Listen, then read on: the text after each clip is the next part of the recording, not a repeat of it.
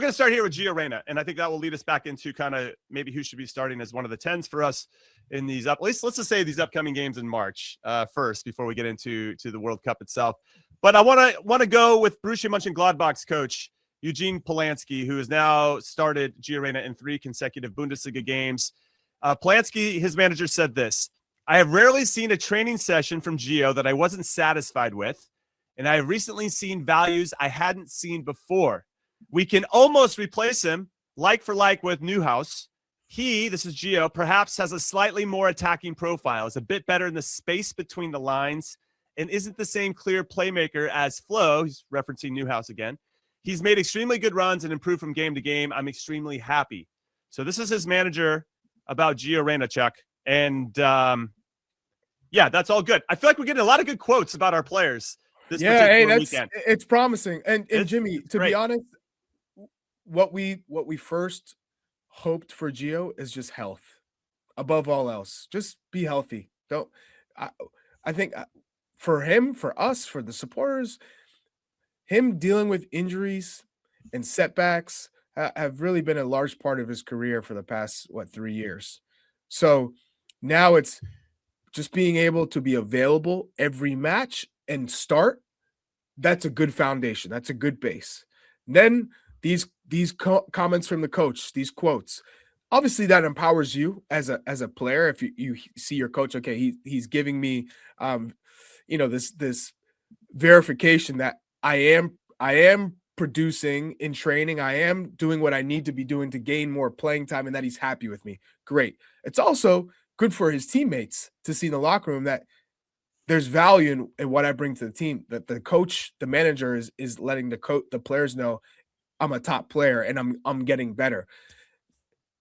I think we all knew it's about the second half of this year for Gio Reyna, or of the season coming into 2026, January to May. Can he start to produce with goals and assists and help this team climb up the table? Now, if he does that, then we're talking about Mauricio Pochettino come March saying, "Oh my God, I have a headache. I got a Tillman who's producing for a Leverkusen side, who's producing, who's doing really well, and he can play a number of positions in the midfield because Tillman has dropped back too and been a deep lying playmaker for Leverkusen, not just being high up. He can play both. Gio Reyna producing. We see Weston McKennie producing. Another player who could play that position is Timothy Weah, who's played as a right back, as a right wing back, as a left winger, as a right winger, has played a little bit more central. He can, bump up to play as a withdrawn forward with Balogun. He kind of gives you flexibility as well. The more flexibility, the better.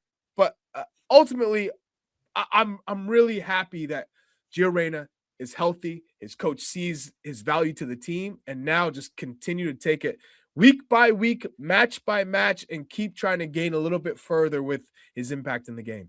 I think what's interesting, too, in terms of timing, Big Tones, is that he's getting this run of games, being trusted as a starter before the Bundesliga hits their winter break. Now, for those that don't know, they get a little bit of rest, but then the German teams, more often than not, go to a warmer locale and then have like a kind of a midseason preseason camp before the second half of the season in Germany kicks off again. So for him to walk into, let's say, that camp, right, as maybe the out-and-out starter, I think that's a really good sign, to your point, Chuck, that he'll be the guy that they can trust moving forward to get points. Borussia Mönchengladbach currently in 11th right now. Joe Scally didn't play this weekend due to yellow card accumulation. They ended up losing 3-1, but the goal that Mönchengladbach did score, Gio hits a nice cross in a dangerous area. I think they counted it as an own goal, but we could call it an assist because it was a hell of a finish from the Wolfsburg player. I guess I don't know where the question is in this one for you or where you want to take it with Gio Reyna, but it's going to be a hell of a competition. And the fact that we have this type of depth for the number 10 where you could put West in there. I thought Tillman was excellent again for Bayer Leverkusen. I don't know if you caught any of that game. He had a breakaway where he just pounced on someone who made a mistake. He was right on it with the trigger, didn't score on the breakaway, but put himself in a good spot. And then later in the game, he reads the pass out wide. He gets it again, and it's a catalyst for another dangerous opportunity for Leverkusen. I mean, there are all these little things that I think Tillman are doing that maybe I didn't appreciate early on, or maybe he wasn't doing it as consistently, or maybe I was like, he's playing in the Eredivisie where they can dunk on teams a lot. But for Bayer Leverkusen, where he's wearing the number 10 shirt and stepping up and being the guy, I've been really impressed with Tillman. Yeah. So these are good options to have. And Tim Weah I thought was good for Marseille against Monaco, right? I mean, he's getting himself in good spots. He's looking to combine with Greenwood or whoever else is around him, Aubameyang. And man, it's a good time to be our depth on the attacking side of the ball, Big Tones. Yeah, Charlie mentions a headache for Pochettino. I don't care about his headache, right? Let's hope he has a headache and has choices to make right in the end. But back to hell of a headache. Give him a migraine. Yeah, migraine if that's what it takes. No Advil allowed. But just a side note for Gio Reyna, if anyone, they're playing in the same formation that Pochettino's playing in, right? Essentially. Right. So, yeah, good job. And he's playing in that number 10, but on the other side of the field where Christian plays. But anyway, that's a good sign as well.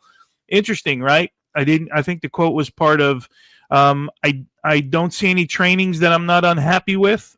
Right, because that was maybe a conversation over Gio's career in some stages. You mentioned Newhouse, who he's replacing. He's not going to be back before the last game. By the way, you know who the last game is? Borussia Dortmund. At Dortmund. This before Friday. The break.